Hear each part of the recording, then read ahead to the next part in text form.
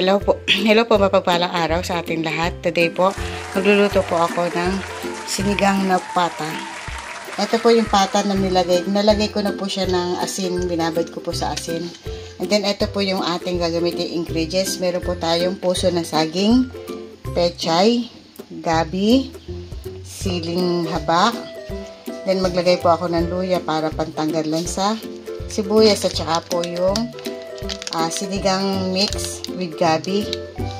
Ngayon po ito po ay ilalagay ko lamang po dito sa pressure cooker para po palambutin ko lamang po itong pata at isasalang ko po siya sa ating diuling na kalan.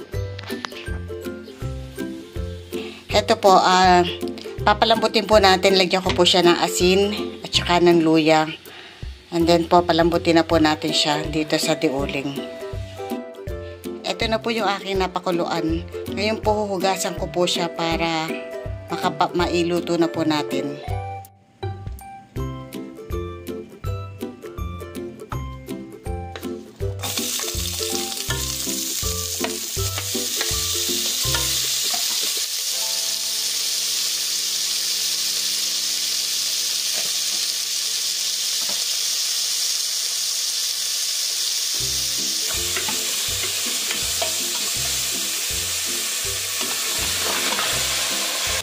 Patis po ito. Maglagay po tayo ng patis.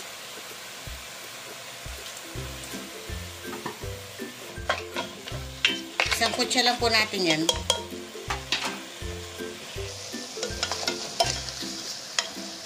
Lagay po tayo ng 4 cubes.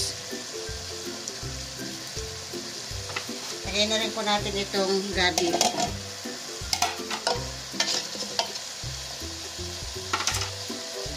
Tubig.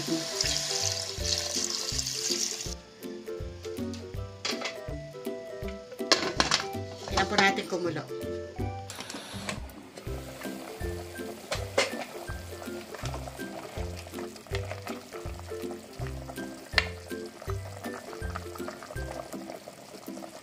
Hindi pa malambot yung yung gabi. Ayan lamang po natin siya. Lumambot yung gabi. Takpan po natin ulit.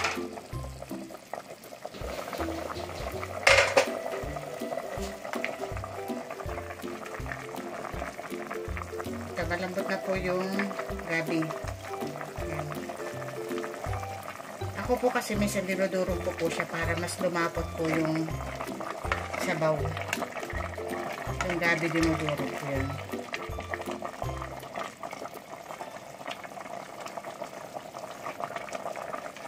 Pero hindi, wag niyo pong lahatin. Tira din kayo.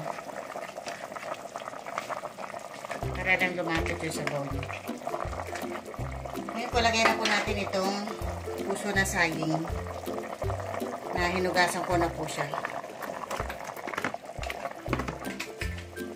Saka po itong tangkay ng pechay. Sili. Maglagay na rin tayo ng powder na sampalok mix. Kaya lamang po natin ulit siya na kumulo. Takpan lang po natin to para lumambot yung gulay na nilagay natin.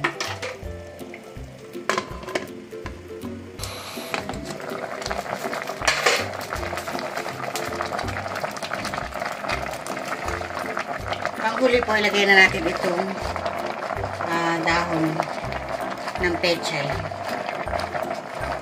Hintayin lamang po natin itong malanta. Ito ay okay na rin.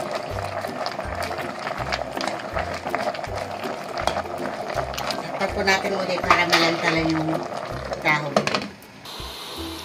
Ito na po, buksan natin. Ito pong pressure cooker ko, sira na po yan. Kaya nabubuksan-buksan ko po siya kahit na hindi ko binababa yung basta po, sira na po. Sira na kasi kaya okay na pong buksan-buksan. Ito, tapos na po yung ating nagawang sinigang na pata. Yahoo! Ngayon ay ako na po ay sasandok.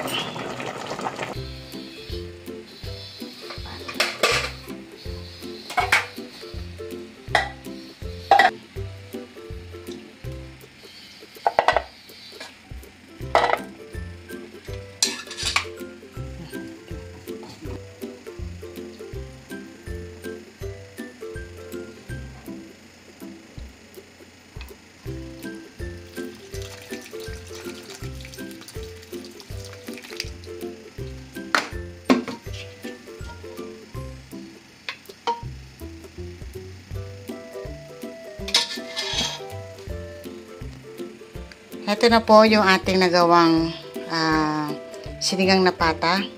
Paano po, magpapaalam na po ang inyong kakusinerang Lakotsera. Minsan nyo po ay lagi nagpapaalala na stay safe po. God bless po. Bye-bye.